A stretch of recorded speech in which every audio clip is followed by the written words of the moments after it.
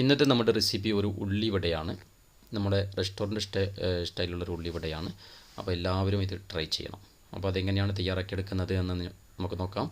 ഞാനിവിടെ അതിനായിട്ട് എടുത്തിട്ടുള്ളത് ഒരു 2 കിലോ ഓണിയനും അതിലേക്ക് ഒരു ചെറിയ കഷ്ണം ഇഞ്ചിയും അതേപോലെ ഒരു 6-7 പീസ് ഗ്രീൻ ചില്ലി ആവശ്യത്തിന് എരിവ് കൂടുതൽ വേണ്ടവർക്ക് അതേപോലെ ചേർക്കാവുന്നതാണ്. ഞാനൊരു 7 പീസാണ് ചേർത്തിട്ടുള്ളത്. അതേപോലെ തന്നെ കറിവേപ്പിലയും മല്ലിയിലയും. അതിനുശേഷം 1 table spoon chicken masala, 1 table spoon മുളക് പൊടി, 1 ടീസ്പൂൺ മഞ്ഞൾപ്പൊടി, ഒരു 200 ഗ്രാം കടലപ്പൊടിയും ഒരു 150 ഗ്രാം മൈദയും. ഇത്രയേ ഞാൻ ചേർത്തിട്ടുള്ളൂ. ഇനി വേണമെങ്കിൽ കുറച്ച് ജീരകവും ചേർക്കാവുന്നതാണ്, പെരുംജീരകം. അത് ചേർത്താൽ അതിന് നല്ലൊരു സ്മെല്ലുണ്ടാവും.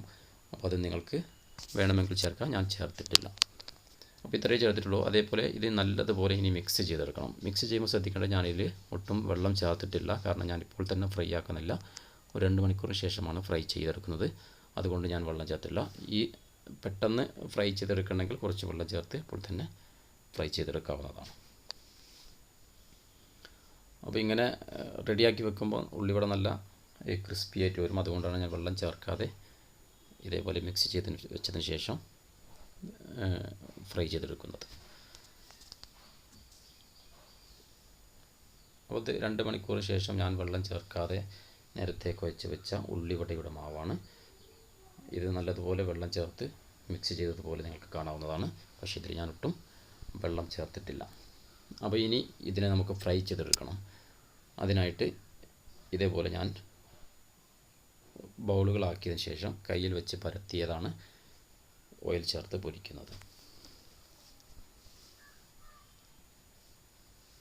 അപ്പോൾ ഇതാണ് നമ്മുടെ ഉള്ളിവട. അപ്പോൾ എല്ലാവരും ഇത് ട്രൈ ചെയ്യണം, എല്ലാവർക്കും ഇഷ്ടമാവും.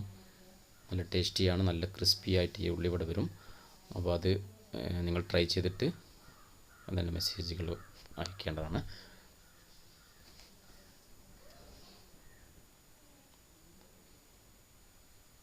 വളരെ എളുപ്പത്തിലാണ് ഞാനിത് ചെയ്ത് കാണിച്ചിട്ടുള്ളത്.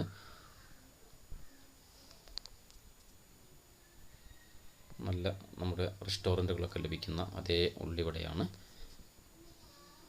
നിങ്ങൾക്ക് എല്ലാവർക്കും ഇഷ്ടമായി എന്ന് കരുതുന്നു. ട്രൈ ചെയ്യണം, മറക്കാതെ എല്ലാവരും വീഡിയോ കാണണം. അതിൽ തന്നെ വീണ്ടും ഞാൻ ആവർത്തിക്കുന്നു, എൻ്റെ ഈ ചാനൽ സബ്സ്ക്രൈബ് ചെയ്യാത്ത ആളുകൾ സബ്സ്ക്രൈബ് ചെയ്യാൻ മറക്കരുത്. Thank you.